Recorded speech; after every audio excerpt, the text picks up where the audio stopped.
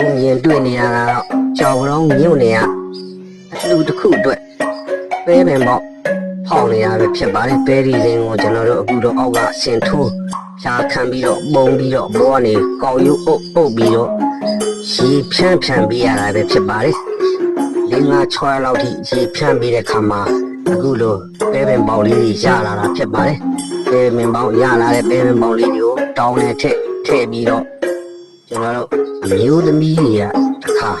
ဒီပဲပင်ပေါက်ကိုအခွင့်အရေးကိုပြပေးရတာပဲဖြစ်ပါတယ်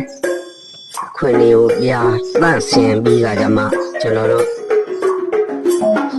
စေအိုးတွေကိုထည့်ပြီးတော့အချင်းသိရတာပဲဖြစ်ပါတယ်ဒါပဲပချင်းလောက်တာပဲဖြစ်ပါတယ်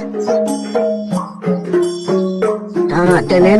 ပဲပင်ပေါက်ဖောက်နေနဲ့မတူကြပါဘူးတချို့ကသဲနဲ့ဖောက်တယ်တချို့ကတောင်းနဲ့ထည့်ဖောက်တယ်တချို့ကစင်မောထည့်ဖောက်တယ်သဲနဲ့ဖောက်တာတော့သဲပြောင်းရည်စီရပါခုကတော့သဲမှာမဟုတ်တဲ့အတွက်သဲပြောင်းဆင်အောင်သိမလိုပါဘူးဒါကအလှမတိုင်ခင်10 ရက်15ရက်လောက်ကြိုတင်ပြီးတော့လောက်ကြရတာပဲဖြစ်ပါတယ်တနေ့ပဲပင်ပေါက်ဖောက်နေမတူတဲ့အတွက်ဘုဒ္ဓအနေဖြင့်တင်ဆက်ပေးလိုက်ရခြင်းဖြစ်ပါတယ်